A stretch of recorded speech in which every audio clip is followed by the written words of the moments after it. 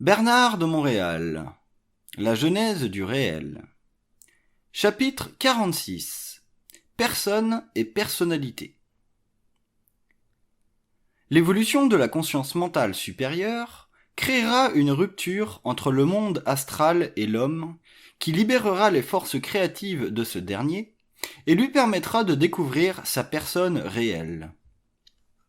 L'homme inconscient ne sait pas que sa personnalité est un véhicule d'expression pour les entités de l'astral, car il n'a pas encore reconnu le lien entre ses pensées subjectives et ce plan subtil, qui détient sur lui un pouvoir d'interférence sur son intelligence créative.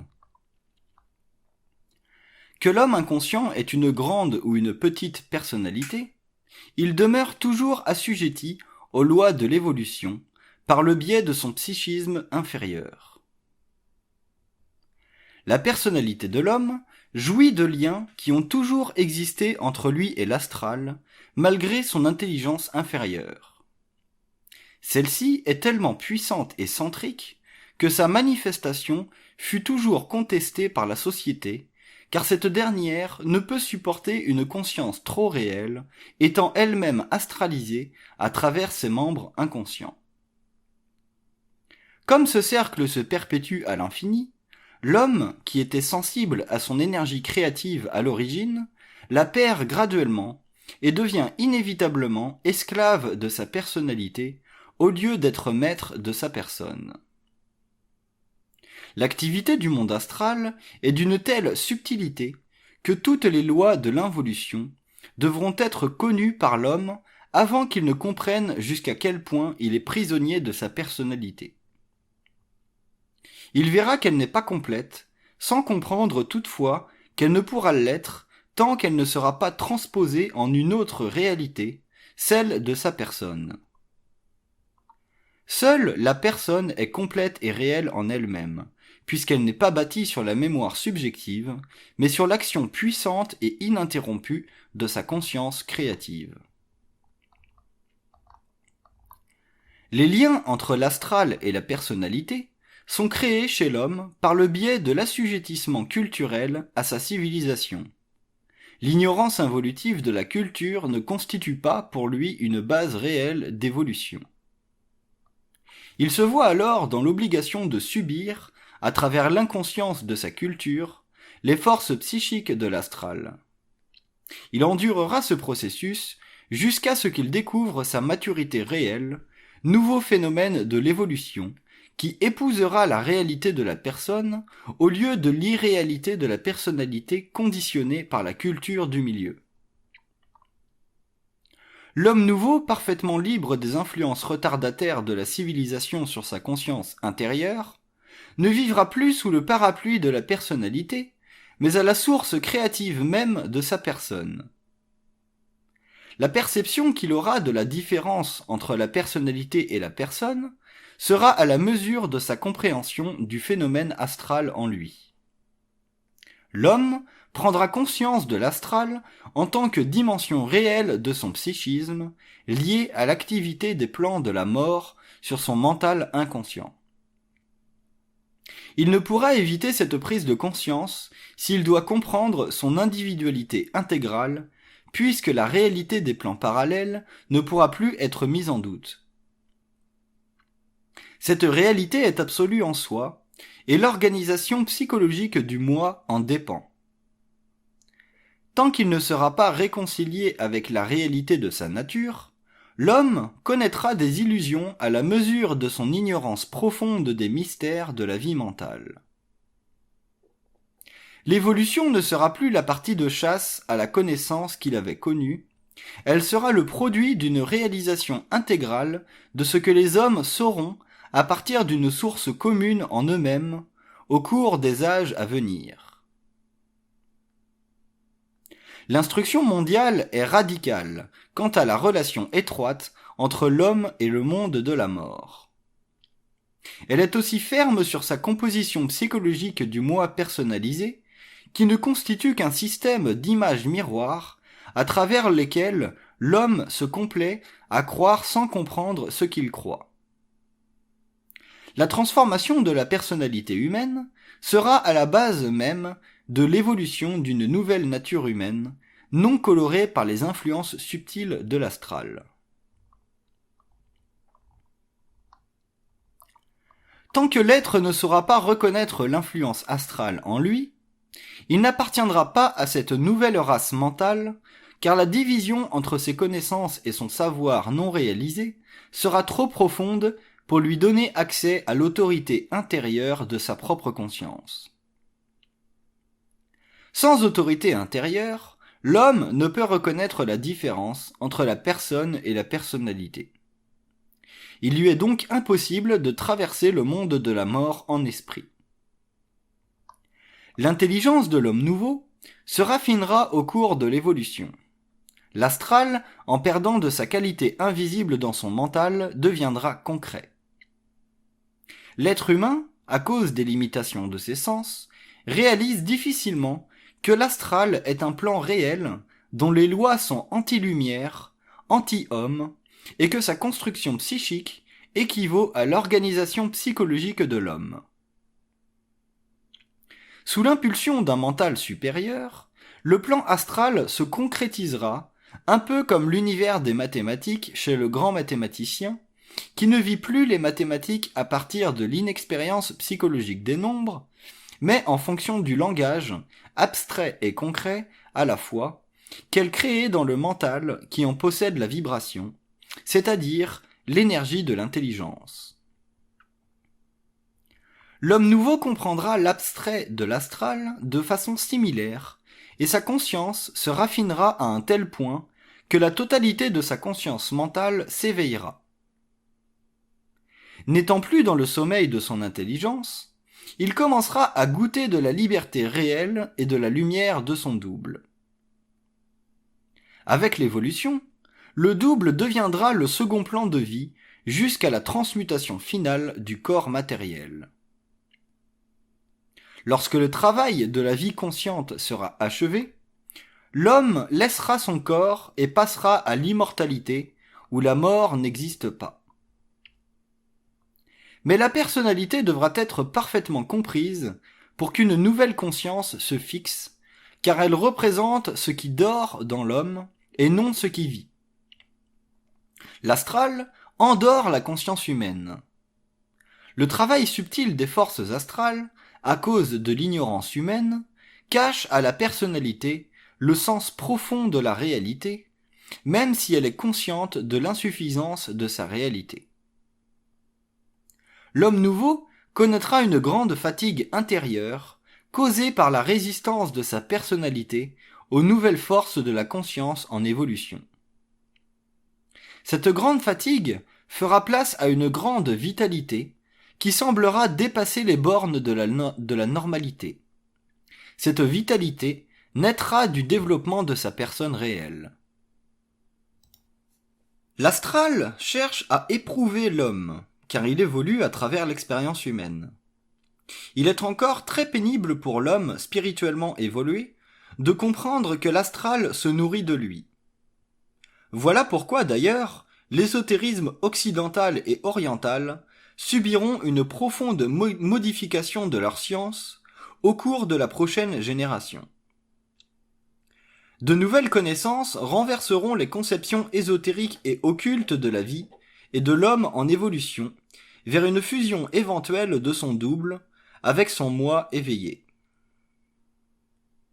La connaissance de l'invisible et des plans subtils ne sera plus colorée par l'astral de la personnalité, mais créée par la descente de l'énergie créative de la conscience unifiée de l'homme, non soumise aux lois de l'expérience psychologique et spirituelle qui ont si profondément marqué l'ésotérisme de l'involution. L'homme découvrira que la relation entre l'astral et sa conscience planétaire est totale, et qu'il n'y a aucune valeur de vie issue de l'astral qui soit réelle pour lui, même si cette valeur provient des hautes sphères de l'involution, et est donnée à l'homme pour le supporter le long du difficile parcours de l'expérience planétaire. L'homme nouveau ne regardera plus la vie avec les yeux de la mort, ceux que permet la mémoire de l'involution. Il verra la vie à travers sa conscience individualisée et universelle, et l'intelligence qu'il en aura sera au-dessus de tout ce qui a été dit par le passé, car ce qui a été dit ne l'a pas été par l'homme conscient du mensonge cosmique, mais par l'être spiritualisé et astralisé dans son intelligence. Autant la personnalité de l'homme inconscient fut astralisée, autant la personne de l'homme nouveau sera libre et puissante dans son savoir universel. Cette conscience nouvelle fera partie de la grande révolution connue des sphères, que même la mort ne connaît pas et ne comprend pas, bien qu'elle en soit consciente et troublée. À cause de son intelligence compromise par l'influence du plan astral, l'homme n'a pas encore conscience de sa force. Cette dernière fut pendant des millénaires affaiblie par l'ignorance et le mensonge de tout ce qui fut autorité temporelle, spirituelle, occulte et invisible. Il lui fut impossible de prendre conscience de son intelligence, car la fusion de sa mortalité et de sa propre lumière, sa source, ne devait débuter qu'à la fin du XXe siècle. Autant l'expérience de l'involution fut nécessaire pour l'étude cosmique de l'homme, autant l'évolution le sera pour l'étude cosmique des forces appartenant à la nature de la réalité. Ce sera le mouvement de la libération qu'il a toujours attendu et qu'il percevait du plus profond de son être, le jour où il serait dans son intelligence et en pouvoir, libre comme la vie doit être libre. La compréhension concrète de l'astral, de ses lois et ses conséquences sur la personnalité, témoignera de la plus grande révélation jamais faite quant à la substance de la vie mentale et émotive. Une telle révélation créera un choc au début, surtout chez l'homme spirituel, car il est loin de se douter de la signification et de la fonction cosmique de la spiritualité. Le terme spiritualité réfère à l'activité du monde des esprits à travers la conscience de l'homme en évolution régressive. Ce dernier ne comprend pas le sens profond de cette définition, puisqu'il ne possède pas encore toutes les clés nécessaires à la compréhension de l'astral, d'où découle toute forme de spiritualité. Autant l'homme fut impuissant dans sa personnalité, autant il sera puissant dans sa personne créative. Cette nouvelle condition de vie, quant à la nature de sa réalité, créera une nouvelle fondation de conscience qui installera les bases nécessaires au développement d'une nouvelle civilisation. Pour la première fois, l'homme lui-même prendra l'évolution de la conscience de la Terre sous son contrôle, et son pouvoir sera absolu. Les forces de l'homme nouveau ne seront plus renversables. L'homme aura le pouvoir de la lumière en lui. Il vivra sur deux plans à la fois, ce qui lui donnera accès à toute la connaissance essentielle à l'évolution harmonieuse de sa planète, jusqu'à ce que les forces de sa conscience s'épuisent et qu'un autre cycle commence. Ce dernier cycle universalisera la conscience de la Terre et projettera l'homme dans la grande trajectoire de son évolution jupitérienne, où le corps matériel ne sera plus nécessaire à son expérience systémique. La conscience nouvelle sera marquée par la différenciation de la personnalité et de la personne humaine. L'épuration astrale de la conscience entraînera un tel changement chez l'être qu'il ne vivra plus selon les attitudes marquantes de sa personnalité ancienne, mais selon la vibration pénétrante de l'énergie du double cosmique en lui. Comme l'épuration astrale créera un nouveau reflet dans la conscience, ce qui fut personnalité deviendra de plus en plus identité réelle. L'homme lui-même reconnaîtra qu'il ne vit plus à la surface de lui-même, mais dans les grandes profondeurs occultes de sa conscience universelle. Tant que la personnalité n'aura pas été transformée véritablement, l'homme sera astralisable, car elle empêche ce dernier de savoir, en utilisant les mécanismes astraux de la conscience inférieure pour bloquer l'accès à la science intérieure et ainsi mieux le dominer en retardant son évolution. La personnalité est un médium d'énergie mentale et émotive en constante effervescence, alors que l'être dans l'homme, sa partie stable et créative, est réduit au silence et à l'inaction. Cet être silencieux souffre de sa personnalité. Il la supporte, mais ne peut la transmuter au profit de la personne, son expression ultimement créative. Cette condition force l'humain à vivre en marge de lui-même des années durant, ne bénéficiant de son être, de sa lumière, de son intelligence, que par courts intervalles. Cette situation le mène inévitablement à un genre de vie coïncidant de moins en moins avec sa réalité, puisqu'il perd au cours de la vie la vitalité nécessaire pour faire d'elle une réussite intégrale, une capacité suprême et globale. L'homme inconscient ne se sent jamais parfaitement lui-même et, selon son expérience, se voit un jour ou l'autre forcé de reconsidérer sa façon de vivre. Comme il a vécu en marge de lui-même, sa vie le contient au lieu que lui la contienne. Ainsi débute l'englobement total jusqu'à la mort. L'homme évalue sa vie et elle ne représente pas pour lui ce qu'il aurait voulu qu'elle soit. Il n'est pas dans la vie là où il aurait voulu l'être. Elle est devenue une compensation. S'il a réussi dans un domaine, il a payé le prix dans un autre, car la vie inconsciente ne permet pas de gagner sur tous les fronts à la fois. L'astral et la personnalité sont faits d'une même énergie.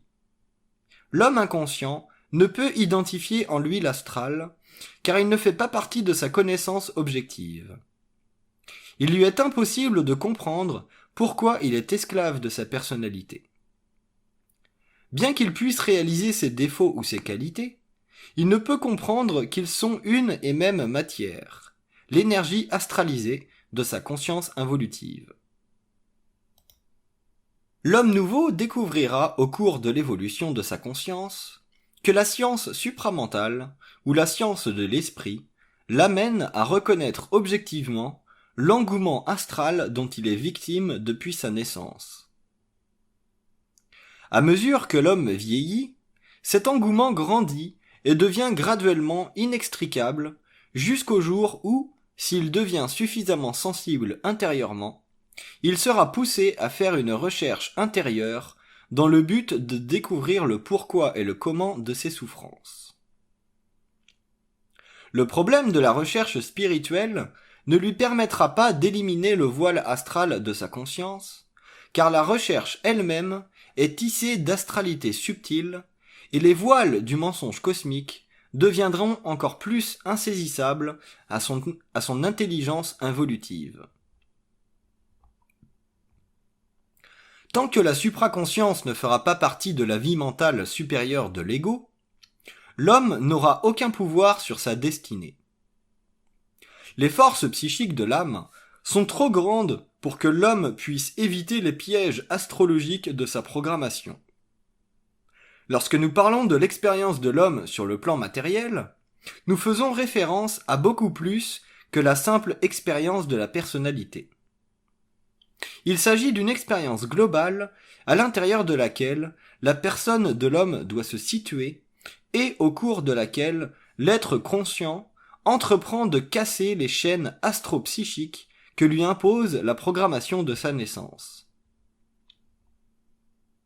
L'illusion du libre arbitre psychologique est le couronnement du processus involutif qui, enfin, ne sert pas l'homme lui-même, mais les forces psychiques de l'âme, dont la programmation représente la totalité des probabilités au cours de la vie. La supraconscience mettra un frein à l'utilisation des énergies de l'homme au profit d'un plan involutif de vie engendré sur les plans parallèles de sa conscience endormie. L'homme doit savoir où il va dans la vie pour en avoir le contrôle d'une façon parfaite. La vie ne sera pas une suite d'expériences pour l'homme supraconscient. Elle sera plutôt une suite d'événements créatifs, intelligemment intégrés à sa conscience éveillée. La supraconscience permettra à l'homme de ne plus vivre en sursis. Sa vie sera un produit de l'ordre qu'il pourra créer. Il se donnera un pouvoir d'exercice en parallèle avec les forces créatives libérées du psychisme de l'âme, qui exercent sur la conscience involutive une pression constante et une domination des instincts. L'homme nouveau ne sera plus assujetti à ses instincts. Ces aspects psychiques de la conscience involutive programmés à partir des plans inférieurs de l'astral. Il récupérera toutes les forces de sa conscience supérieure et deviendra le centre même de sa destinée. Les chocs futurs de l'humanité ne feront pas partie de son expérience psychologique, car auparavant, il aura mis le doigt sur la mécanique psychique de son moi. Capable d'interpréter le moindre mouvement d'énergie par le mental, il se sécurisera parfaitement sur le plan matériel et disposera de son énergie de façon créative, dans la mesure où l'ego sera libre psychiquement des forces souterraines de l'âme. Les forces psychiques de l'âme ne peuvent être contrôlées que par une conscience éveillée au jeu manipulateur de l'astral. La psychologie involutive est totalement axée sur le principe des possibilités, au lieu d'être assise sur le pouvoir de la conscience créative. Cette condition donne à l'astral toute l'envergure nécessaire à la soumission de l'homme à l'expérience, au lieu de l'action créative pure et parfaite, tant qu'il n'aura pas conscience des lois occultes du mental supérieur. La science de la vie est encore trop peu répandue, et la poignée d'êtres qui en connaît les lois ne suffit pas pour créer dans la masse humaine une vibration ascendante. Les temps futurs établiront la science de l'astral, et la psychologie dite moderne en bénéficiera, car elle expliquera l'adhésion de l'homme au monde de la mort. L'homme sensible à sa réalité voudra un jour dépasser la mort et connaître l'immortalité de sa conscience. La compréhension des mécanismes astraux dans la conscience libérera la personnalité involutive et en extraira l'inconscience ou les facettes dominées par l'astral qui la moule. La compréhension des lois astrales deviendra la pierre angulaire de toute nouvelle évolution sur Terre, et les fondations de l'empire involutif s'écrouleront. Le monde de la mort doit être parfaitement compris avant que l'homme puisse s'élever en conscience et dépasser les limites psychologiques de son ego inconscient. Le lien entre l'astral et la personnalité humaine fait partie de la descente dans l'homme de forces psychiques dont il sera toujours victime jusqu'à la fin, dans la mesure où son mental sera impuissant à réaliser la différence entre la personne et la personnalité. L'astral est une dimension psychique de l'être, et sa fonction sert utilement les aspects inférieurs de la conscience expérimentale. L'homme a beaucoup plus à s'offrir dans la vie que les simples impressions astrales de sa conscience planétaire. Il est cosmique en puissance, et sa personnalité involutive ne fait que manifester sur le plan matériel de l'expérience les divers courants d'énergie du plan astral, au détriment de sa réalité universelle et globale. L'homme ne peut réaliser son être sans comprendre l'astral et ses influences. La conquête de sa vie ne peut se faire sous les voiles astraux de la conscience, car il est une composante à la fois de lumière et d'ignorance. L'ignorance de soi est équivalente à la totale immersion de la conscience dans l'euphorie subjective du moi planétaire et psychologique. L'être est une machine énergétique très développée et très complexe, dont la simplicité ne peut ressortir que d'une vision globale et précise des mécanismes astraux de la personnalité. L'esprit de l'homme, libre des voiles astraux, a le pouvoir de lui faire reconnaître les aberrations psychologiques du moi, dans la mesure où il possède une science de l'être non colorée par la personnalité, mais issue de son contact intérieur avec le double. Cette science est déjà manifestée sur le plan matériel, et sa diffusion fait partie de l'évolution de la Terre. De toute évidence, une telle science ne peut faire partie du parquet des sciences astralisées de l'involution. Tout contact avec cette science se fera uniquement quand l'être lui-même sera prêt à la reconnaître. La personnalité de l'homme et l'astral sont tissés des mêmes voiles, car ce dernier est lié à la mémoire humaine. Puisque la personnalité est fondée sur la mémoire personnelle et celle de la race, il est évident que le passage de la personnalité à la personne demandera une transmutation profonde de la psyché humaine. Une telle transformation s'établira dans la conscience lorsque l'homme aura commencé à composer de façon intelligente avec lui-même.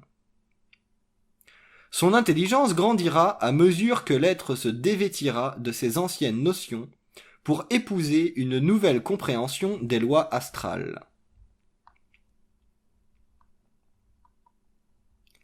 La vie de l'homme inconscient nourrit la personnalité, alors que la vie de l'homme intégral développera sans cesse la personne, l'aspect ultimement universel de l'être, unifiant le double et l'ego.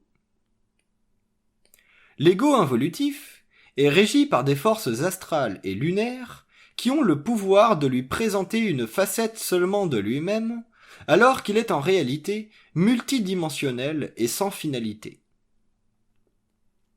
Les forces lunaires sont puissantes et actives dans l'inconscient et ne peuvent être neutralisées que si l'homme en comprend la mécanique occulte et voilée. La personnalité déforme la réalité humaine, quelle que soit sa stabilité apparente. La réalité est créative, alors que la personnalité est inventive et mécanique. La lumière de l'homme trouble la personnalité, car elle force l'ego à voir la réalité de l'être, selon des normes de vie et d'intelligence de soi, qui vont à l'encontre ou au-delà de ce que la personnalité veut ou peut réaliser. Celle-ci constitue une limite constante au développement de l'homme, car l'égrégore, masse d'énergie astrale, dicte à l'homme le mouvement souterrain de ses forces psychiques, alors que lui est forcé d'en subir les conséquences au cours de la vie. L'astral travaille sans relâche, car il fait partie de la partie mécanique de l'homme, alors que ce dernier devrait vivre de sa partie créative, en harmonie avec l'énergie supérieure de la conscience universelle ou totalisée.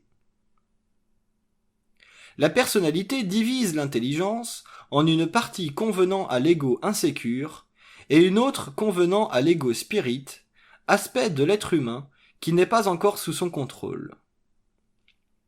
Cette partie spirit de l'ego, que l'on pourrait appeler le périsprit, occasionne dans la vie des actions qui le mènent à la souffrance malgré sa volonté et son intelligence. Tant que la volonté et l'intelligence n'auront pas été perfectionnées, c'est-à-dire ajustées à la vibration parfaite de l'être et de sa lumière, l'homme continuera à être victime de lui-même et à ne pouvoir dépasser ce que la vie inconsciente lui offre. Il y aura toujours un tournant où il se fera prendre dans le jeu de la vie, et si ce tournant est trop raide, il aura une fois de plus une expérience à subir. L'homme ne pourra indéfiniment vivre d'expériences douloureuses. Il devra un jour vivre sans risque, c'est-à-dire se manifester dans l'intelligence et la volonté intégrale de sa personne cosmique. La personnalité sera alors dépassée, et l'être commencera à évoluer et à prendre graduellement la vie sous son contrôle, jusqu'à ce qu'il passe à l'immortalité de sa conscience. L'astral est un monde d'influences qui régissent tous les aspects planétaires de la conscience. Il équivaut à la disproportion qui existe entre l'expérience de l'âme et le pouvoir créatif de l'esprit. L'ego vit entre les deux plans de cette réalité. Il en est le pont. Il est soit taxé par l'astral de sa conscience, ou élevé en intelligence dans l'éther mental de sa conscience intégrale. Dans les deux cas, il sert de canal à une forme d'énergie et doit la contrôler. S'il dirige les mouvements astraux de sa conscience, il se libère de l'expérience. S'il contrôle l'énergie de son mental supérieur, il fait descendre sur le plan matériel sa volonté créative. Les courants astraux de la personnalité sont tellement dégénératifs à long ou à court terme qu'ils entretiennent l'homme dans son impression d'avoir à se battre dans la vie ou d'avoir à se battre contre la vie. Ce sont ces courants qui génèrent cette impression et qui font de la vie humaine une sorte d'enfer permanent ou un paradis instable et illusoire. Le passage de la personnalité à la personne permettra que la conscience humaine se fonde sur la créativité permanente du mental. L'être supraconscient ne connaîtra jamais plus l'attente de la preuve dans le succès de l'action. Il se sentira toujours au-dessus de l'expérientiel. Sa conscience mentale lui permettra de savoir qu'il s'avance dans une direction très précise et nette. Tant que l'homme n'aura pas éliminé de sa conscience les courants astraux qui l'assujettissent à la personnalité, il aura de la difficulté à traiter calmement les événements de la vie, car ces courants créent en lui une sorte de doute, et ce doute fait partie de la souffrance de la personnalité. La personne humaine, par contre, sera affranchie de cette expérience. Le mental de l'homme sera individualisé, intégral psychologiquement, et irréductible. La personnalité représente les points forts et faibles de l'être. Ils peuvent être polarisés et passer d'un état à un autre lorsque la conscience n'est pas suffisamment présente pour éviter que la personnalité ne prenne le dessus sur la personne. La prise de conscience des courants astraux à travers la personnalité est une condition essentielle à l'élévation intelligente de la conscience humaine. Savoir est très différent de la connaissance philosophique, car savoir représente le premier mouvement de l'esprit à travers le plan mental humain, et ce mouvement premier altère déjà la conscience de l'homme. Il rend étrange la personnalité et fait entrevoir de plus en plus la personne humaine qui constitue le lien universel entre l'ego et la lumière. L'astral est une force de désintégration.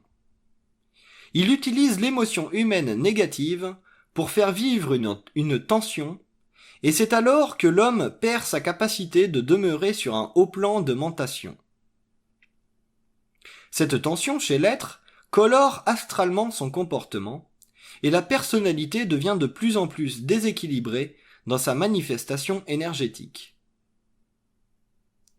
L'évolution de la conscience permettra à la personne de réaliser l'énergie négative astrale et de ne pas subir la tension.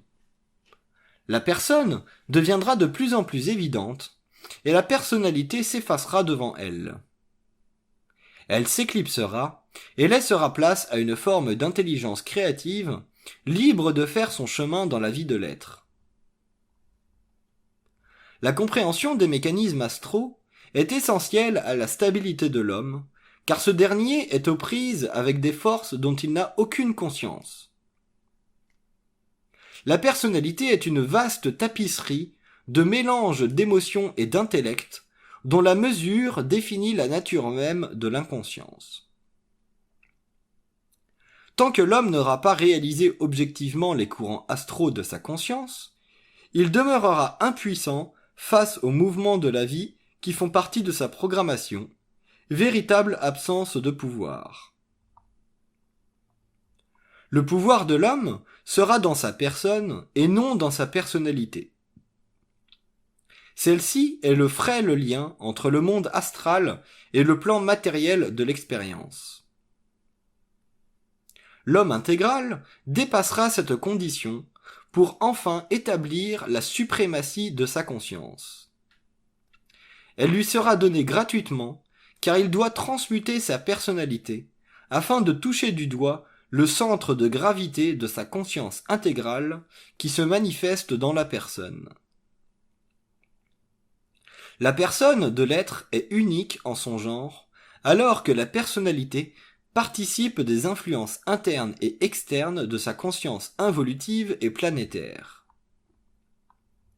L'homme a la possibilité de transformer son être dès qu'il admet que tout n'est pas en ordre dans sa personnalité.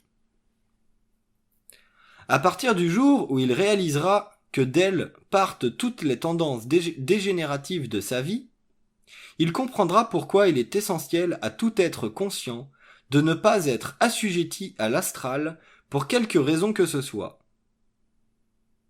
Il reconnaîtra que la dimension réelle de son être doit être mise à jour par lui-même dans la mesure où il a conscience de sa réalité.